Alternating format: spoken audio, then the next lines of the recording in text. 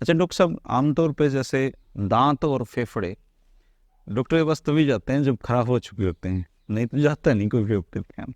तो लंग्स के जो हेल्थ है, कैसे मतलब ऐसा जीवन बनाया जाए कि लंग्स खराब ही ना हो हमारे, अच्छे फेफड़ों की सेहत को सबसे ज्यादा नुकसान पहुंचाने वाली क्या चीजें हैं? देखिए, अगर आप आम आदमी आम भाषा में करें तो ह्यूमंस को हम क्या बोलते हैं? डिफरेंट डिफरेंट जगह डिफरेंट डिफरेंट नाम। आदम, हाँ जी। आप यूरोप में चले तो एडम बोल दिया तो एडम। आदम हो गया। आप साउथ पेंसिल्वेनिया, आप इस मिडिल ईस्ट में आ जाए तो आदम हो गया। हमारे यहाँ आदमी बोलते हैं, उर्दू हिंदी का मिक्सचर है और अरबिक और हिंदी का। तो आदमी से क्या मतलब है? आ दम, दम आ रहा है तो आदमी। आदमी है। इसी तरह जब किसी की डेथ होती है तो आप क्या बोलते हैं? दम निकल के बेदम हो गए। बेदम अंग्रेजी में क्या बोलते हैं? डेड। एक्सपायर। एक्सपायर। एक लफ्ज यूज होता है। हम जो सांस लेते हैं उसको हम इंस्पिरेशन बोलते हैं कि अंदर आइए, आप हमारे में ऊर्जा संचालित करिए, तभी इंस्पिरेशन है। So that that makes you walk, that makes you live. On the other hand, जब आदमी का सांस निकल जाता है, जब हम बाहर निकालते हैं उसको हम एक्सपिरेशन बोलते हैं। तो जब आदमी की डेथ होती है तो इसीलिए बोलते हैं ये एक्सपायर्ड, हवा निकल गई।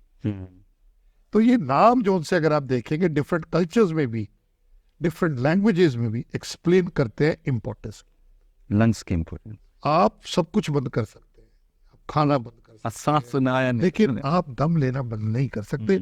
और आदमी इसको इस हिसाब से लेकर चलता है जैसे पता नहीं क्या चीज है। वो दिल से तो इसलिए डरता है कि जैसे आपने पूछा कि अचानक मौत हो जाएगी। फेफड़ा एक ऐसा ऑर्गन है बॉडी का जहाँ पूरी की पूरी ब्लड सप्लाई जाती है। एक ही ऑर्गन है जहाँ पे पूरी जाती है सप्लाई। जितना पंप करता है लेफ्ट हार्ट, उतना ही गंदा फेफड़े राइट हार्ट से करता बाहर है। निकाल दो। तो दायां फेफड़ा, जो फेफड़ा है वो दाएं और बाएं हार्ट के बीच में है, और बाकी सारे शरीर में एक सर्कुलेशन। हम इसको सीरीज में बोलते हैं। हवा आती है, अंदर लेते हैं हम, सिस्टम हमारा बंद करता है, हम लंबा सांस खींचते हैं, हवा अंदर आई, वो फेफड़े को भर देती है, फुला देती है, जैसे गुब्बारा फूलता है। उसके साइड पे एक और आपका दूसरी और ब्लड वेसल है। वो जो उनमें महीन महीन उनकी वॉल्स होती है, उसमें से ऑक्सीजन आगे चली जाती है। जब वो ऑक्सीजन आगे जाती है तो वो खून के अंदर रक्त कोशिकाएं होती है, उसमें घुस जाती है और फिर सारे शरीर में चली जाती है। उसको चलाता कौन है पंप को? वो हार्ट है।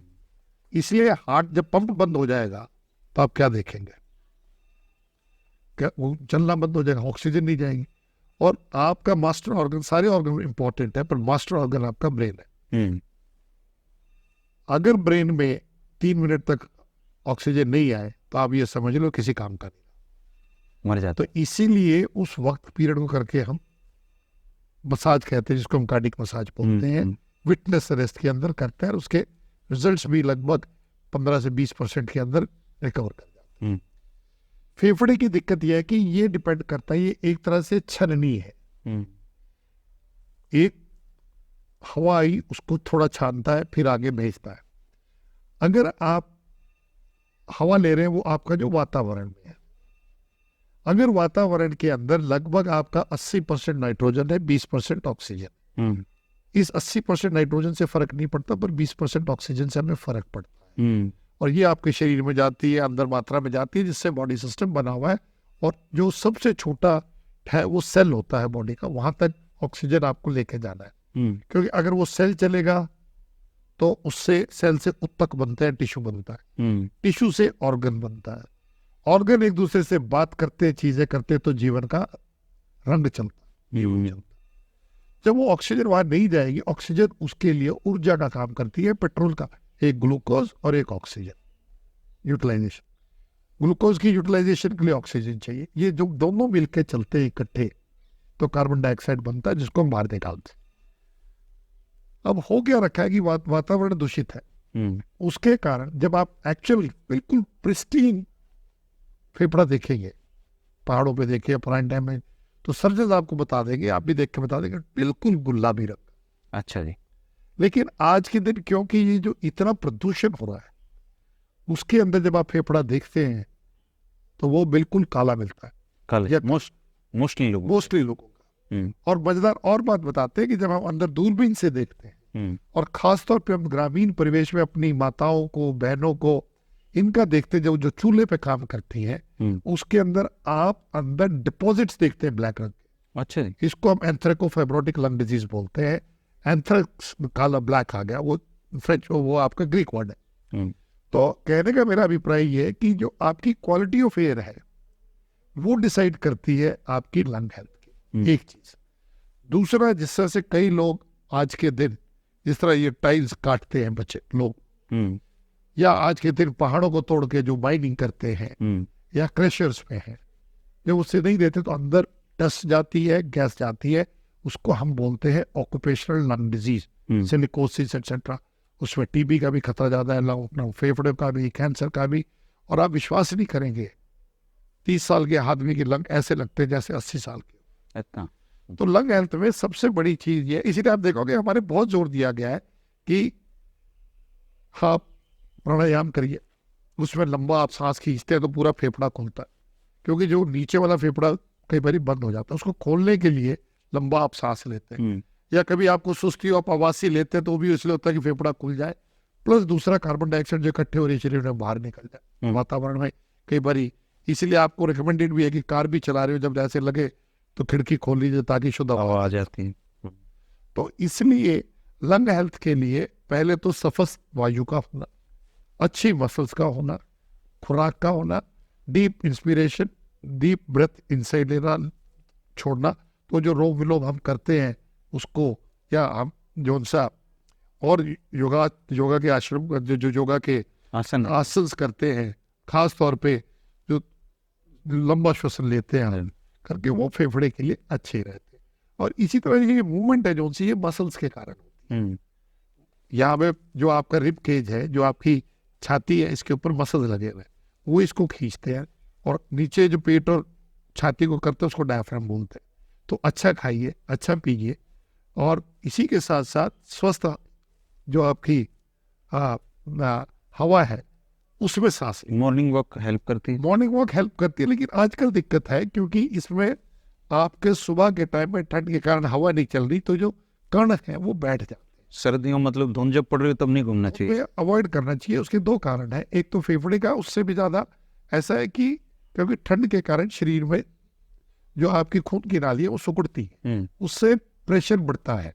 तो जब आप एक्टिविटी करते हैं, शुरू करते हैं, तो आपके हार्ट को एक्स्ट्रा काम करना पड़ता है। जो ठंड में दिक्कत क्या आती है, स्मॉग की जो दिक्कत है, more than fog it is smog, जो स्मोक प्लस फॉग का कॉम्बिनेशन है।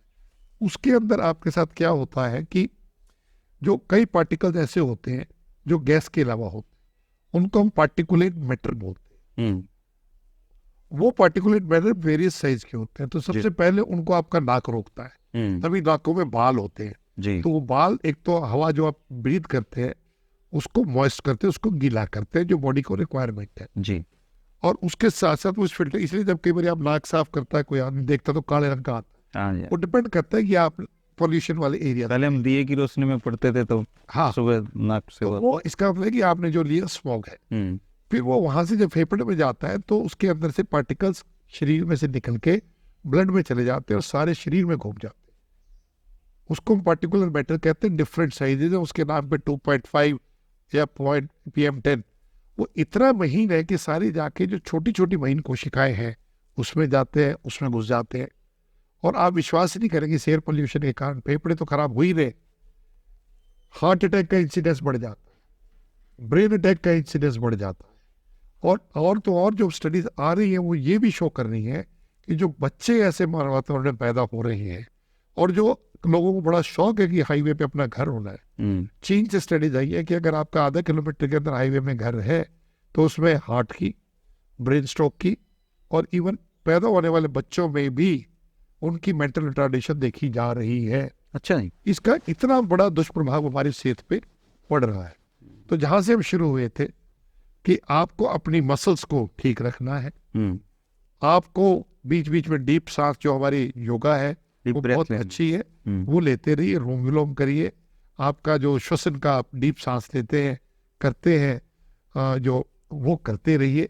और जहाँ तक कोशिश हो साफ हवा में रहने की करिए। और अगर दिक्कत है, कहीं पे ऐसी जगह पे जाना है तो फिर आपको मास्क पहनना पड़ेगा, और मास्क भी प्रेफरेंशियली N95 और उसके इक्विवेलेंट। सिंपल मास्क से ये पार्टिकुलेट मैटर्स नहीं रुकते। तो इसलिए जो national institute of occupational health था यूएसए का, उसने पहले सबसे शुरू किया था, जो हमारा भी national occupational health centre Ahmedabad में है, सारे रिकमेंड करते हैं कि जहाँ पे भी धूल का काम हो मास्क लगा के करिए, ताकि उससे अंदर वो पड़ ना जा सके और आपको पोल्यूशन।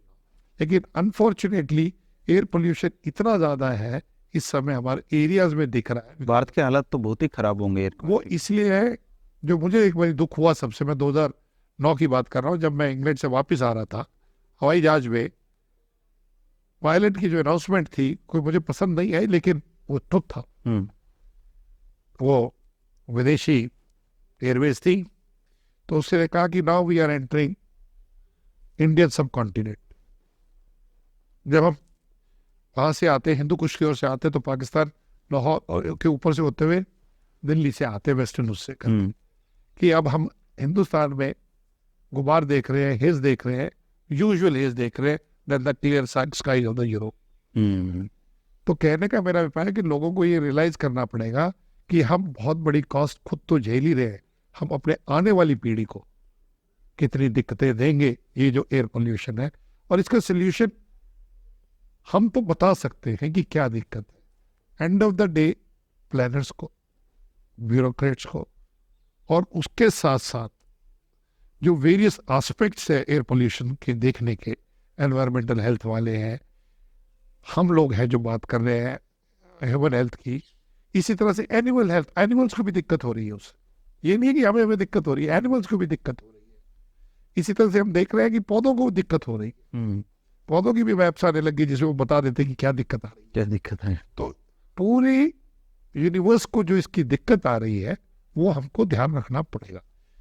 इसी तरह से जो हाई राइज बिल्डिंग्स में लोग रह रहे हैं, उसके लिए भी हम एक टर्मिनोलॉजी यूज करते हैं, सिक बिल्डिंग सिंड्रोम।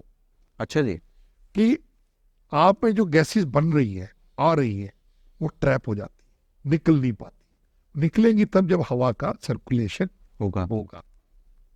जब तक हवा का सर्कुलेशन नहीं होगा, तो वो जब आप जाएंगे उसमें से लेंगे, तो आपको थकान लगेगी, धुंधलापन लगेगा, आपको ऐसे लगेगा जैसे दिमाग में स्मॉगिंग सी हो रही है, आपके बॉडी में दर्द होती है। And it is a well known term called sick building syndrome. तो इसलिए जो हम एक चीज सोल्यूशन करते हैं किसी चीज का, आगे हम देखते हैं कि और समस्याएं मुंह खड़ी खड़ी, उसके बारे में हमने सोचा नहीं था। लेकिन इस समय तो मैं यही कहूंगा कि हमें पोल्यूशन को देख के चलना है। और आप देखेंगे उसका सबसे बड़ी चीज देख रही है मौसम में बदलाव है।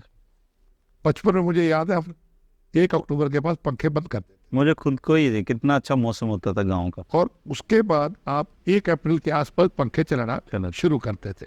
लगभग आपका 3 से 4 महीना ठंडा रहता था। हर मौसम पोस्टपोन हो गया, बारिशें रेटिक हो गई, आती हैं तो इकट्ठी आती हैं। तो ये सारी की सारी कॉस्ट अब इस एयर पोल्यूशन ग्लोबल वार्मिंग से दे रहे हैं। तो अगर हमें अपने फेफड़े ठीक रखने हैं, अगर हमारे को अपना हार्ट दुरुस्त रखना है, और अगर हमें अपना ब्रेन दुरुस्त रखना है, और अगर हम ये चाहते हैं कि हमारी आने वाली पीढ़ी हमसे ज़्यादा इंटेलिजेंट हो, हमसे ज़्यादा अच्छी रहे, और उनको हमको मेंटल रिटार्डेशन नहीं देना है, तो हमें इस समस्या का समाधान ढूंढना पड़ेगा।